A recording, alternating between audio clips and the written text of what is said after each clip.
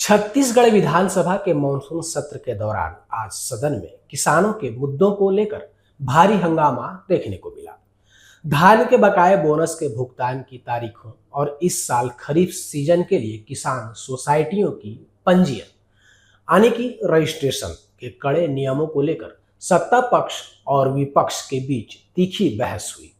राज्य के लाखों किसान इन नए नियमों और अपने बकाये पैसों को लेकर आज सुबह से ही लगातार जानकारी तलाश रहे हैं। आज सदन में विपक्ष ने किसानों के बकाये धान बोनस की राशि को लेकर सरकार को घेरा और भुगतान की स्पष्ट तारीख की मांग की। सरकार की ओर से जवाब देते हुए बताया गया कि धान बोनस भुगतान की सभी प्रशासनिक और तकनीकी तैयारियां अंतिम चरण में है।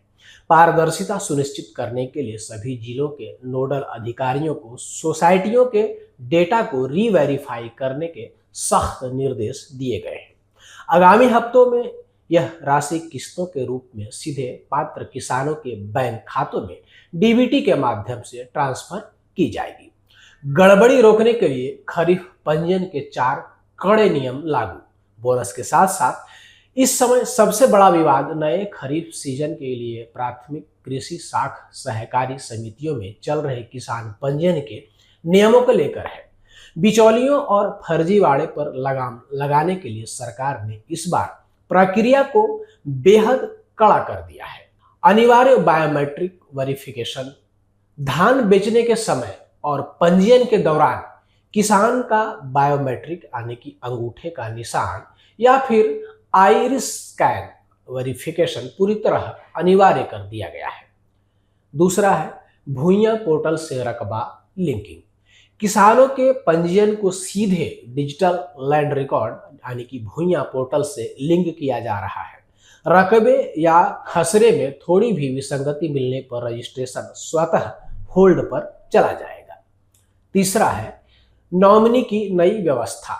यदि कोई वृद्ध या बीमार किसान स्वयं समिति केंद्र में उपस्थित होने में असमर्थ है तो उसे पंजीयन के समय ही अपने परिवार के किसी सदस्य को नॉमिनी नियुक्त करना होगा, जिसका आधार लिंक होना अनिवार्य है। चौथा है नवीनीकरण की अंतिम तिथि। सोसाइटियों में पुराने किसानों के डेटा नवीनीकरण और नए किसानों के नाम जोड़ने की प्रक्रिया तेजी से चल रही है। अधिकारियों ने किसानों से अंतिम तारीख की भीड़ से बचने के लिए तुरंत जरूरी दस्तावेज जमा करने की अपील की है। सदन में विपक्ष का इस मुद्दे पर वॉकआउट।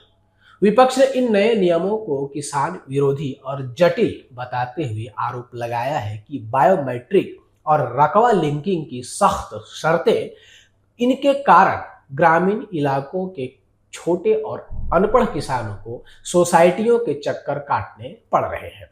सरकार के जवाब से असंतुष्ट होकर विपक्ष सदस्यों ने आज सदन से वॉकआउट भी किया।